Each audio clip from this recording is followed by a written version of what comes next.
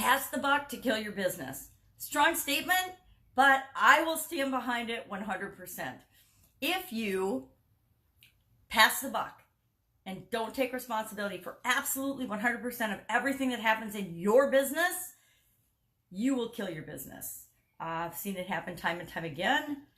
I'm trying to think if I've ever really passed the buck and killed a business, and I'm going to say no, because I know how important it is to take personal responsibility for absolutely everything in your business. If you're a business owner, it's 24/7, 365 days a year. You are ultimately responsible for everyone and everything and everybody and absolutely anything and everything that happens within the realm of that business, within the scope and the responsibility of that business. You just are. And that is such a different mindset for people, especially people that have gone from being an employee to a business owner. Huge mindset change. Now,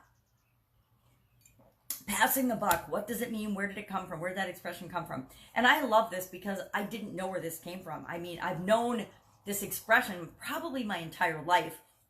I've used this expression. I've actually passed the buck on occasion because we all do. It's kind of human nature. And I know that it means to pass off responsibility for something. It could be a decision. It could be a function. It could be blaming. It could be making excuses. It could be not taking responsibility for something. It could be just letting things happen by default. That is inadvertently passing the buck. It's letting things happen without you controlling what happens. Really, really dangerous spot to be in when you're running a business and trying to build a business. So this expression actually comes from, it's a 19th century American expression, and it comes from the poker, the card game industry, but back from playing poker and playing card games. And they would literally pass a buckshot, which is, a shotgun, or I don't know, it's a shotgun shell, like buckshot. It's a shell, yeah, with little BB things in it, right? I don't know my guns, I guess, very well. So they would pass a piece of buckshot or a knife with a buckhorn handle, and they would pass the buck to indicate who the next dealer was, to say that the responsibility for dealing the next hand was going to the next person.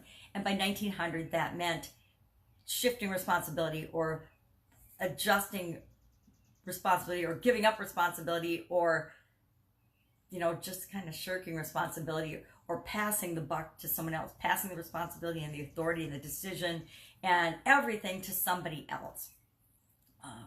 A lot of times in our relationships, we pass the buck, right? We give up our authority, our decision-making ability in relationships, both in business and in our personal lives.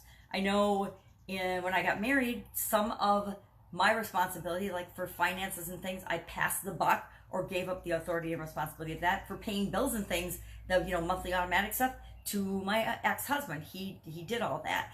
I did the dishes and things, and we had agreements, not necessarily stated agreements, but we passed the buck without necessarily communicating it in certain areas where he did things and I did things. That's an example of passing the buck. You might say, well, it's really shared responsibility or it's divvying up the work or something. But is it? Even though I allowed him to do those activities, I was still responsible for whether those bills got paid or not, right? So it's the same in our businesses. We are still ultimately really responsible, even though we have other people do things and help us and do different functions in our businesses to function, right? We have to have accounts. We have to have people pay bills. We have to have people help us do purchasing. We have to have people help us actually make our products and services and deliver our products and services. A lot of times we have people help us sell and do all the other different functions that it takes to make our businesses work, to make them businesses, right?